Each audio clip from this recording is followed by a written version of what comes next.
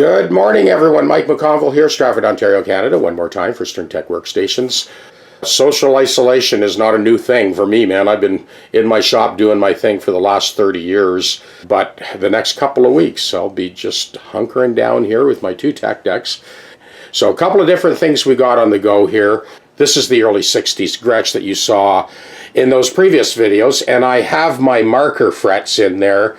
So I've got two marker frets in there, the 3rd fret and the 15th fret. This clearly shows the trajectory of the string path to the focal point on the saddle and the bridge. I'm happy with that neck to body angle. Now we're ready to put the rest of the frets in. Most of the heavy lifting has been done as far as correcting the fingerboard on this, but I want to bring you in really close because we are definitely looking at a neck reset.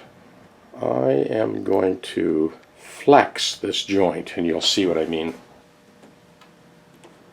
See that movement? You can see it along here. Even moving the body side to side. Now obviously there's some type of fastener.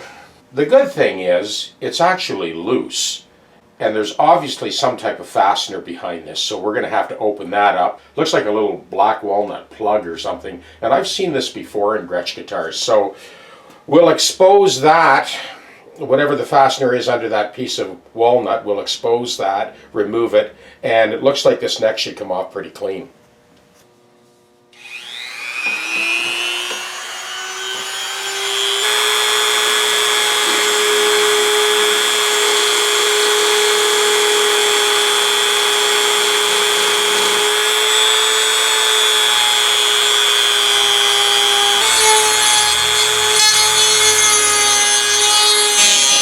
That definitely hit metal.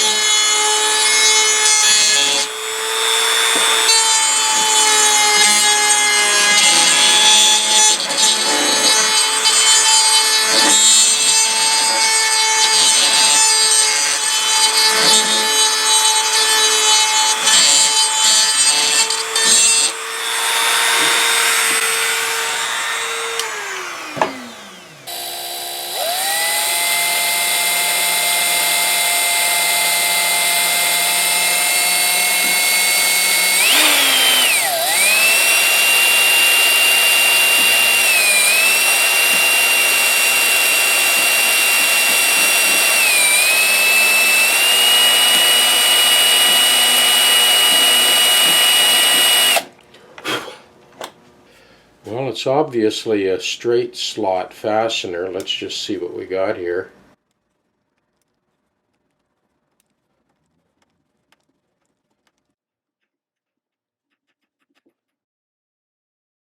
It wasn't going to let go without removing this fastener.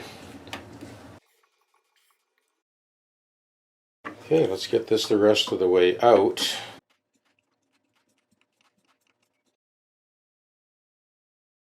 You know, if the neck is put on properly and you get a good dovetail joint, none of this stuff should be necessary.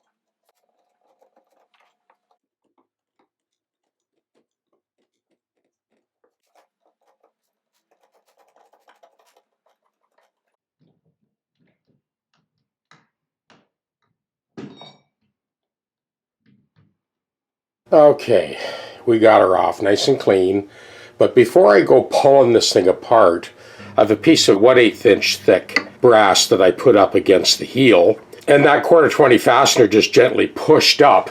The neck was loose. I did look at it when the customer's here. There's a little bit of flex in it, but it wasn't until I really got into this job that I realized, yeah, this neck has got to be reset. I want a perfect glued mechanical dovetail fit. I won't even put that fastener back in. It'll just make it more difficult for someone 50 years down the road if they don't know enough to put, to pull that plug out. I will put that mahogany plug back in, and it will look exactly the same, but it'll be a much better joint when we're done. So I'm going to just kind of film as I pull this jig apart so you can kind of see exactly what we got here.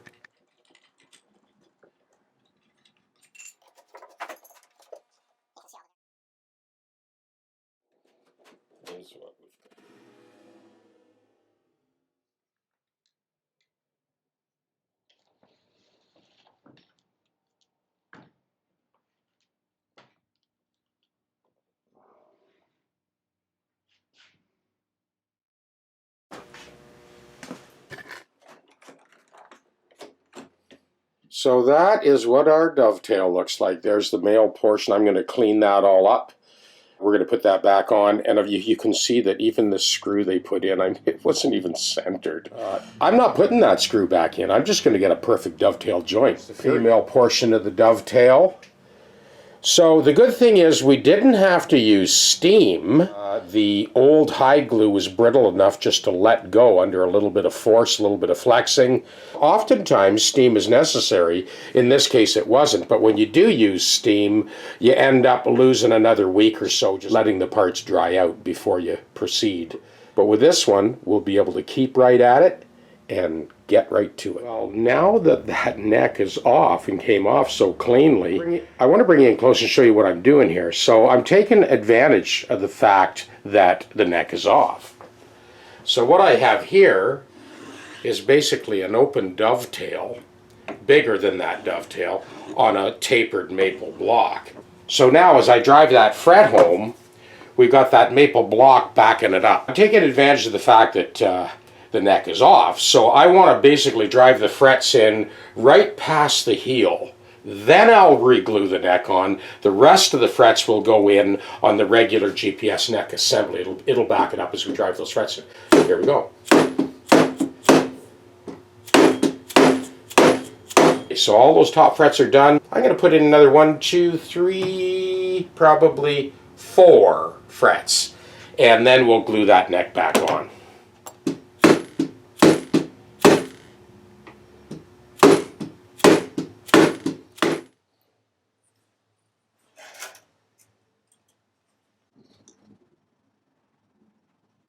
Now I have a blunted pair of end nippers here that I just kind of gently crush that bead a little bit. To get the perfect press fit in the ebony, you have to realize when you're driving frets in ebony, it's not the same as rosewood. It's much harder, much drier, much more prone to cracking or chipping. So you really want to get the right fit.